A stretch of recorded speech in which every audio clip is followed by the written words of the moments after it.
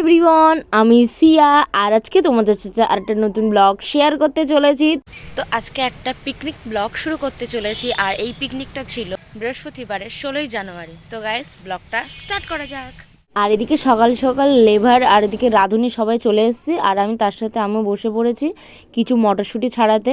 আর এদিকে পাশে একটা জামাইবু ছিল, সেও ছাড়াচ্ছিল। গাইস, আমাদের কিন্তু মোটামুটি সবকিছুই কাটাকুটি মানে বানানো সবকিছু রেডি। আর ওইদিকে রাঁধুনি আছে, রান্না চাপাবে বলে বসে আছে। এও চলে এসেছে পিকনিক স্পটে। এবারটা আমরা বেরোবো, কারণ এইসব ড্রেসে তো পিকনিকে থাকা যায় না।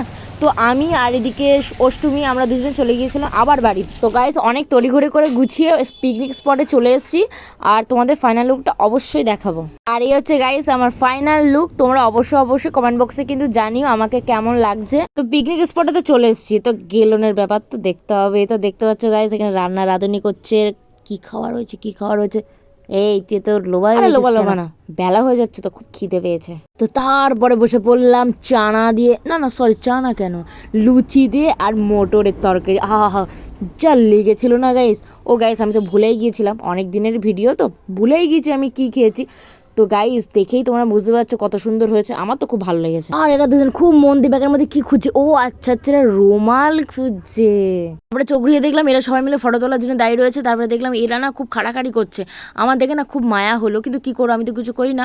তারপরে দেখলাম রাঁধুনিও রান্না করছে। তারপরে দেখলাম দাদুটা খুব কষ্ট পাচ্ছে। আমি ঘেঁটি এমন ঘাটছি লেগে পড়েছি। এই গেল না, পড়িনি। ঠিক আছে গাইস, এই পর্যন্ত মানে খাড়াখাড়ি তো করলো। তারপরে আমার দেখে আরেকজন ওদিকে খাড়াখাড়ি শুরু করে দিল। আরে না, রাঁধুনি হেভি রাঁধুনি হচ্ছে। দেখতে পাচ্ছ দাদুর খুব কষ্ট কম হচ্ছে। তো গাইস, এদিকে রান্না করতে রান্না দেখতে আমার না গাইস খুব খিদে পেয়ে গেল। তারপরে আবার বসে পড়লাম, পকোড়া নিয়ে বসে পড়লাম। ও জমিয়ে খাচ্ছে আর সবার দিকে তাকাচ্ছে, আমাদেরকে লোভ দিচ্ছে না তো। আবার দিচ্ছে না গাইস। পিকনিকের মধ্যে একটা কাণ্ড হয়ে গেছে। সবাইকে দেওয়া থাওয়া করতে গিয়ে, সব স্টুডেন্টকে খাওয়াতে গিয়ে, গার্জেনদের সবাইকে সবকিছু পরিবেশন করার পরে গাইস আমাদের খেতে সন্ধে হয়ে গেছিল। আর এতটা রাত হয়ে গেছিলো যে ফ্ল্যাশ জ্বালিয়ে আমাদের খেতে হয়েছে। দুপুরের মেনুতে কি হয়েছিল সেটা তোমাদেরকে দেখাতে পারেন না, আই এম সরি। আর ব্লগটা এই পর্যন্ত গাইস, দেখা হচ্ছে নেক্সট ব্লগে। ততক্ষণের জন্য টাটা। আর অবশ্যই কমেন্ট বক্সে জানিও কিন্তু জায়গাটা কেমন লাগলো।